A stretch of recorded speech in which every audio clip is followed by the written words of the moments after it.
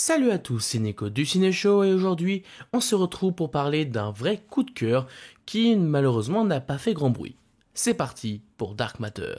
Get that feeling? Wanna kiss and hug her? Do it now. Tell her you love her. And I can never go home. Donc Dark Matter, c'est une série originale Apple TV+, et personnellement je suis un très grand fan de manière générale de tout ce que produit la plateforme Apple, en termes de séries notamment, parce qu'ils ont vraiment beaucoup de séries hyper intéressantes et hyper divertissantes dans leur catalogue, que ce soit Silo,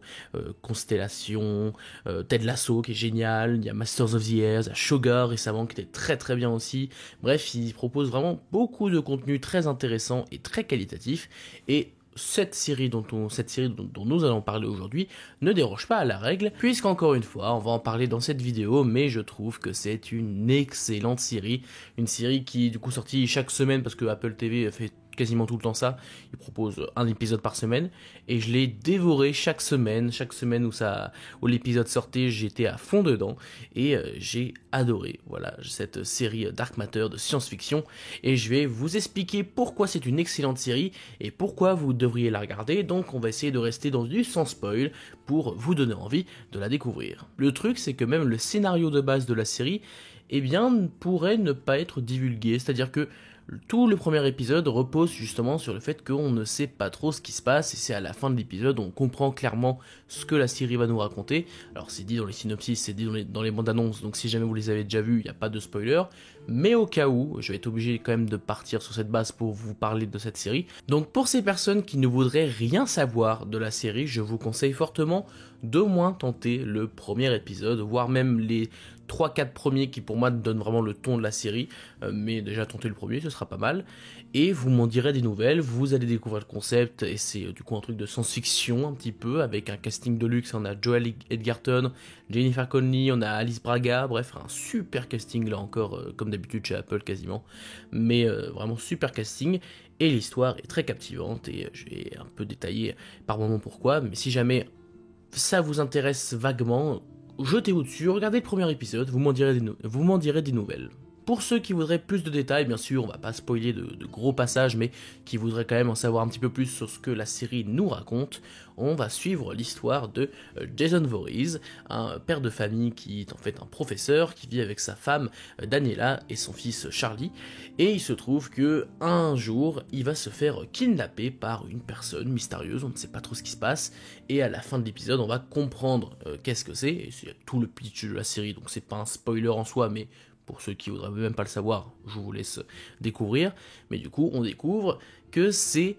son double, littéralement, qui l'a kidnappé pour changer d'univers parce qu'il en avait un petit peu marre de son monde à lui. Du coup, il s'est dit, je vais aller vivre dans le monde de cette personne-là, de cet autre Jason, parce que du coup, c'est deux Jason en même temps, et je vais prendre sa place. Et du coup, la série, l'intrigue qu'on va suivre, c'est le Jason de base qui va essayer de retourner à son univers d'origine et retrouver du coup sa femme et son fils, parce que forcément, dans l'univers où l'autre Jason vit, eh bien, ces personnes-là ne sont pas aussi importantes dans sa vie. Donc on est sur une intrigue d'histoire parallèle, monde parallèle, vie parallèle même, autour de ce personnage de Jason, et au-delà de cette quête, de cette famille, vous vous en doutez, il va y avoir des péripéties, on va découvrir peut-être d'autres mondes, d'autres univers, d'autres personnages, d'autres variantes de personnages, et pas que de Jason d'ailleurs, ça va un petit peu plus loin, et c'est surtout vers la fin que ce curseur va être très poussé, mais de manière générale, durant la série, les intrigues évoluent de façon assez fluide, et c'est d'ailleurs pour moi le point fort clairement de cette série, c'est que,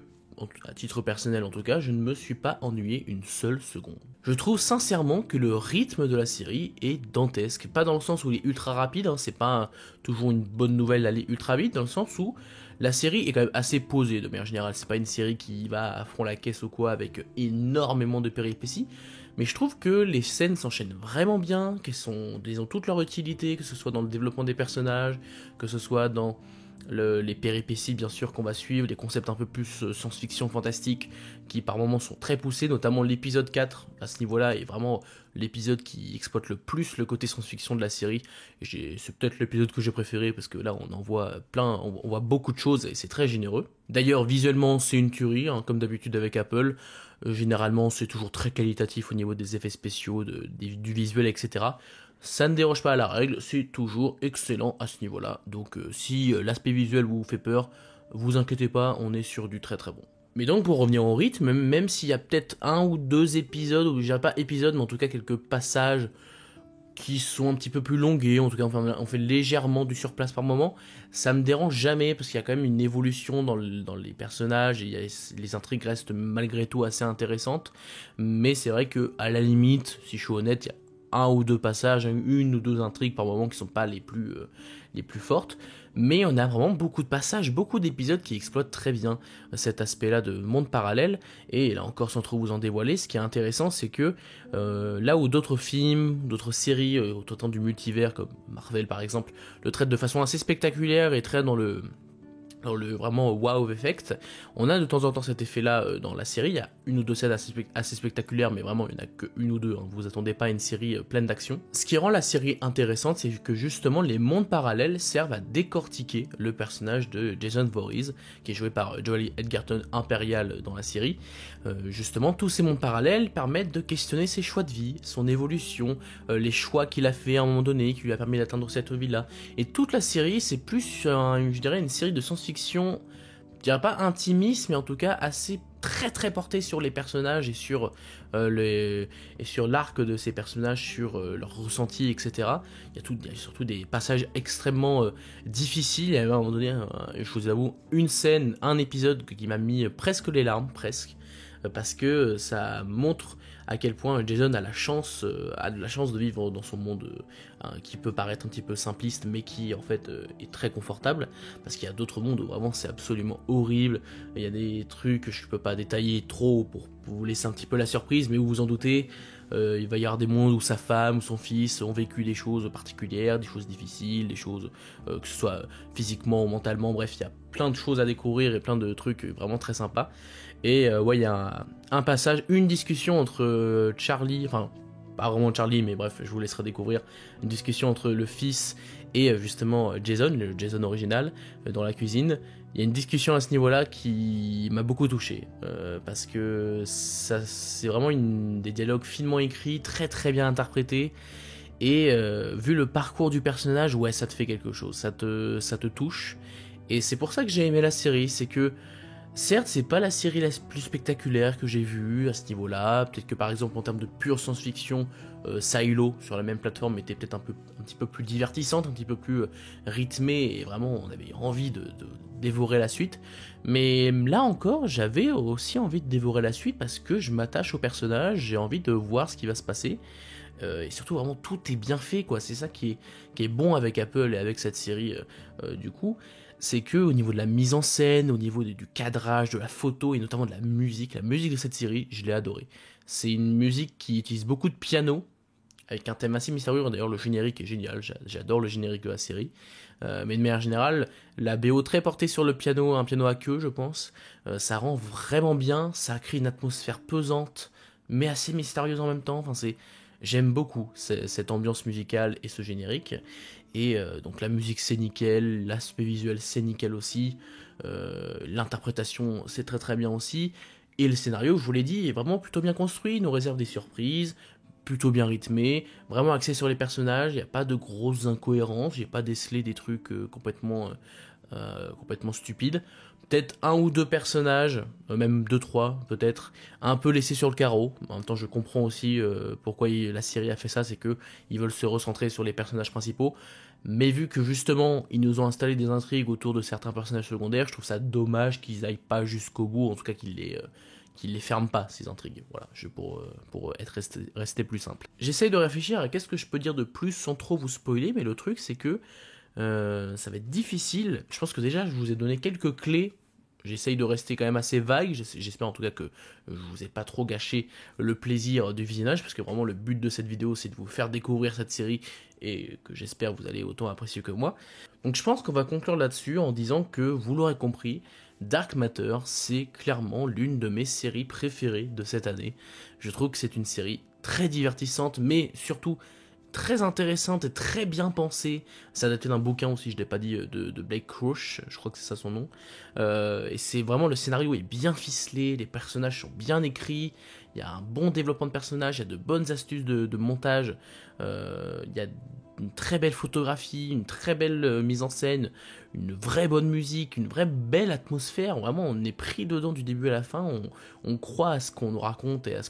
à cet univers. Et la série nous réserve quelques surprises, parce que vraiment, je trouve qu'elle est vraiment pas du tout répétitive, parce qu'il y a constamment une nouvelle façon d'approcher l'histoire. C'est pas juste un type d'épisode, il y a évidemment des petits arcs entre guillemets, on va dire il y a 2-3 épisodes qui tournent autour du même truc, mais à chaque fois, ça varie assez bien les thèmes, les situations, et ça fait que vraiment, c'est 9 épisodes, parce qu'il y a 9 épisodes dans la série, à peu près de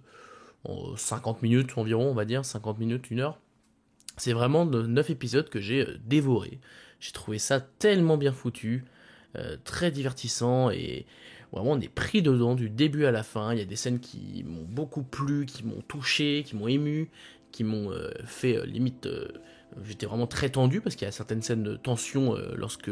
on va avoir une exploration de divers mondes parallèles qui va être vraiment très intéressante. Bref, vraiment j'ai adoré. J'ai adoré cette série Dark Matter, même le concept de cette boîte que vous allez découvrir, enfin bref,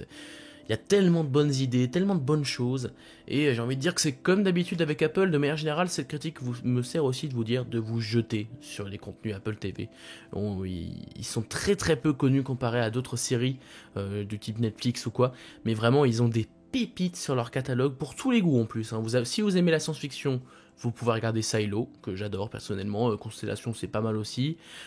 Si vous aimez les drames, ou en tout cas les séries, on va dire un peu plus classiques, il y a Lessons in Chemistry avec Brie Larson qui est excellente. Il y a aussi Showgirl récemment avec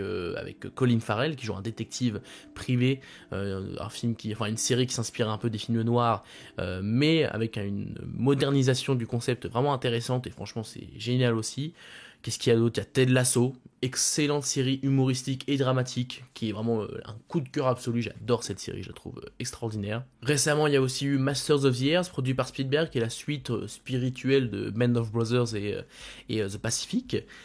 qui étaient 2 autres mini-séries qu'il avait produites sur la Seconde Guerre mondiale. Et là encore, c'est excellent aussi. C'est pas parfait, évidemment, je vous dis pas que toutes leurs séries sont parfaites, mais c'est vraiment qualitatif, quoi. Et c'est triste à dire, parce que vraiment t'as des plateformes comme Netflix, Prime, etc. qui de temps en temps proposent évidemment de très bonnes séries, mais généralement c'est quand même pas terrible, alors que là t'as Apple qui, en termes de séries, vraiment la pire série Apple que j'ai vue pour l'instant c'est Monarch, mais elle se regarde aussi, enfin ça va, ça reste tout à fait divertissant et plutôt bien foutu. Bref, vous l'aurez compris, regardez les séries Apple TV, il y a aussi Fondation, science-fiction qui est génial, qui est ultra spectaculaire, bref, c'est vraiment du très très bon. Et Dark Matter, c'est pareil, je vous le recommande absolument, je vous recommande vraiment le visionnage de cette série, qui m'a beaucoup plu, et j'espère, parce que peut-être que vous ne serez pas d'accord, d'ailleurs si vous avez vu la série, n'hésitez pas à me donner votre avis dans les commentaires, mais j'espère sincèrement que vous allez autant aimer la série que moi. Voilà, c'est la fin de cette petite vidéo, je suis pas sûr qu'elle marchera beaucoup, parce que Dark Matter, tout le monde s'en fout, clairement, mais bon, c'est la vie. En tout cas, ça m'a fait plaisir de vous parler de cette série, n'hésitez pas à vous abonner, à liker et à partager la vidéo si celle-ci vous a plu, et quant à moi, je vous dis à la prochaine pour parler de cinéma, mais en attendant, c'était Nico du Ciné Show, à bientôt.